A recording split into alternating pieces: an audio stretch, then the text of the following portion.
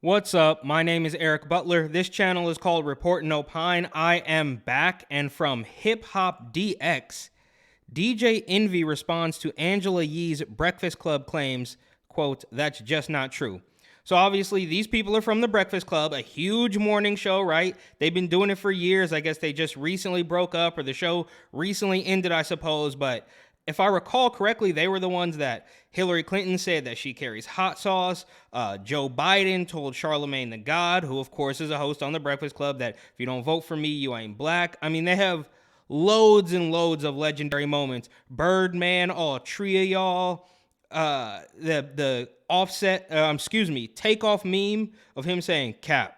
I mean, these people have created content. I'm not taking anything away from their work ethic, but they are establishment shield puppets, right? They play every card in the book. Now, Charlemagne sometimes will come out and say something that makes mild sense, and he kind of gets away with it because he's the urban DJ, so they don't come after him too hard. But for the most part, 97% of the time, they are going to toe the line for the establishment. And then a little bit, Charlemagne will say something that makes sense. Meanwhile, DJ Envy is going to cry and talk about his wife, and Yee's going to play the I'm a woman card, and apparently that's what she did here, and Envy is claiming that she's lying. So who knows, out of all of their years working together, what was really going on behind the scenes? It's impossible to say at this point. You know, I wasn't there, you weren't there. But after all collapses, Angela Yee starts talking about how she was the only woman there, and you know, playing the victim card, as you know, establishment hack shields like to do. So they say DJ Envy has called out former co-host Angela Yee over claims she made about being the quote only woman working on the Breakfast Club during her time on the show. His statement came after Yee's recent interview on the Tamron Hall show. This woman, Tamron Hall, who I was not familiar with only a week ago, is doing some pretty good stuff, apparently. She's really out there. I don't know. I guess she's just a talk show host. I don't know where she came from. Seems like she came out of thin air. No, I'm not knocking her. I just don't know who she is. But she cornered Hollywood floozy elitist Larsa Pippen on dating Michael Jordan's son. And now she's talking to Angela Yee and getting her to, you know, play the victim card. And she is creating a buzz for herself. So shout out to Tamron Hall. After Yee's comments, Yee's recent interview on the Tamron Hall show began making rounds on social media Friday, March 3. During the interview, Yee was asked about being held to task for misogynistic statements made by her male co-host on the show.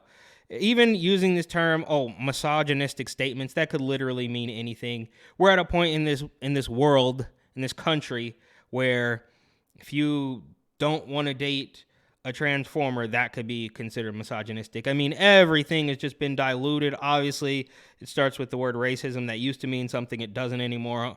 All of the buzzwords do not mean anything anymore, so misogynistic statements could have just meant like, you look nice today. It literally could be anything. That's how far we've come.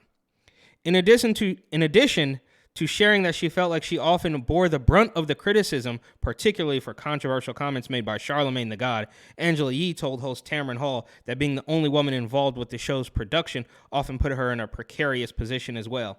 So here she is. She's coming out, playing the victim for the minor amount of times that Charlemagne didn't toe the line for the establishment. She's saying that she took the blame for that. So in 100 episodes, Charlemagne says 3 things that make sense, because as soon as you start saying something that's actually true to reality and makes sense, that cannot be tolerated. So she's claiming that she is taking the blame for what Charlemagne did. I don't know about that. No shade, but Charlemagne was the star of the show. DJ Envy was basically a running joke. Yee was just there. Nobody remembers the Breakfast Club for Yee. Everybody remembers Charlemagne. That's why he's got spinoffs. That's why he's doing shows, because he was the personality of the entire operation. It just is. Now, I think he's a hack. I can't stand him. Like I said, every now and then he'll say something that makes sense, but for the most part, he's a total clown. I was the only woman who worked there too. When it came to producers, camera people, and it wasn't easy. And it wasn't an easy room for me to be in. Okay. It was difficult because then quit. You were going to be there because you were making millions of dollars. If it was so difficult for you to be there with all those men, then you should have left years ago. What are you talking about? So I feel like I did need more backup, because even things that I felt as a woman, somebody can't understand your point of view because you're not coming from where you are from. Look, of course, and this is right? As a woman, you don't understand where I'm coming from. This is what they do with every single thing. You're not a doctor, so you can't speak on this. You don't have a uterus, so you can't speak on that. You're not a scientist, so you can't speak on this. You're not allowed to have an opinion. Unless, of course, you do what we say, unless, of course, you obey, then we'll take everybody, right? We'll take anybody who's going to toe the line for us. But if your opinion doesn't line up with my opinion, then your position, your identity is invalid. Then that's every single thing. Upon spotting a clip from the interview reposted by the Shade Room, DJ Envy hopped in the comments to denounce Yee's remarks. Cap emoji. Okay, this is what we're doing here. He wrote in the first comment under the post, "There are plenty of women that work behind the scenes on Breakfast Club." And I'm sure there were. It's New York. Like, Yee, look, I don't know too much about her, but I think Gucci, there's another famous clip from years ago where I think Gucci Mane called her out for some weird personal stuff that she may or may not have been lying about. I don't know. But I can't say for sure, obviously I can't guarantee, but do you really want me to believe that in a New York City, a monumental New York City radio station, there's no other women working there? Arguably the biggest radio show in the country, the biggest quote unquote urban radio show in the country, there's not one other woman there? I just don't buy that. I literally do not buy that. And Yee, she gets her woman of color victim card and just, it isn't enough. There's not another one. So it's so hard for me, then you should have left if it was that difficult. You could have taken your millions of dollars and gone elsewhere. You could have done your podcast. You could have wrote a book. You could have done anything, but you stayed there until the entire thing came apart, which I don't even know. It might have been 2 decades. Who knows when the show started? 2003 or 4 or something? It's been a long time. Don't quote me on that. You can DuckDuckGo that and figure it out yourself. But my point is, if it was that difficult for her, she could have left years ago and she would have been just fine. She wasn't struggling. DJ Envy wasn't the only one who felt like Yee's comments of her position on the show was less than accurate. Lil Mama, whose own headline-making appearance on The Breakfast Club, another famous clip that they got, was mentioned by Tamron Hall as an example of misogyny on the show. Also comments on the Shade Room's post. "Oh, please. She was up there playing foul games, too. She has helped make multiple women of color, especially, feel like the only woman in that room numerous times. Throwing rocks, hand-hiding bitch." Wow. Lil Mama is so...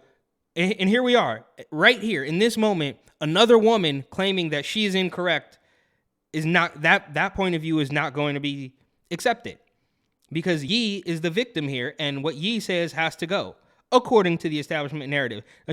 Now, none of this really matters. She's going to be just fine. She's just trying to get more headlines because she needs attention after the show's gone. She has nothing else to do, so she needs to get some headlines to get clicks on her podcast or whatever it is. The Radio Hall of Famer departed from the popular morning show this past December. Months prior, Yee had alluded to her departure, tweeting, "The Breakfast Club, as you know, it is officially over," followed by a heart-shaped emoji. Okay, so she was probably... All right, so maybe it hadn't been going on that long. Maybe she just started to feel some type of way and then did quit immediately. I don't know. But here she's trying to play the victim card because she might be having a little bit of buyer's remorse for quitting, and she needs the attention, and she needs the podcast clicks, and she needs to go on the talk show circuit. So that's what she's doing this for. And even when a young woman of color calls her out for it, that won't be accepted because it doesn't fit the narrative. Her tweet made The Breakfast Club a trending topic on Twitter, with fans sharing their favorite moments throughout the show's 12-year history. Okay, so not 2002, but 12 years, still pretty good for radio, right? I mean, they obviously changed their formula, right? Because nobody had been listening to the radio, so they fought through the shift from regular radio to YouTube and podcasting and interviews, and they did it really well. And they got headlines almost every single day. Not really thanks to Yee. I mean, she was there. I'm not going to say she didn't help, but we all know that Charlamagne was the star of the show, as despicable as he is. The following day, she announced on air her impending exit from the popular Power 105.1 show while revealing she would be hosting our very own nationally syndicated daily show on iHeartRadio. Yeah, so she's going to be just fine. I don't even know why she's crying about it. Just to get more clicks on the new show. That's it.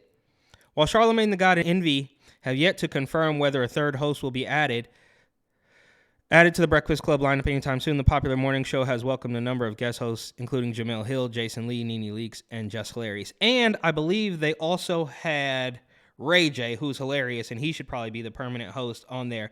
And this is actually news to me. I thought the entire show was dissolved. I didn't realize she was just leaving, so I guess I take back some of what I said. If she was feeling angry, then she did just leave. I thought the entire show had dissolved and none of them would be on there. Envy should probably leave too. It should probably just be Charlamagne and have a whole bunch of guests on, like a late night talk show, which I guess he already does anyways. So urban radio, hip-hop drama, Angela Yee, victim card, race card playing, all to get clicks on her new show. But I guess it works because here I am talking about it. Thank you so much for watching. Please like, comment, share, and of course, subscribe.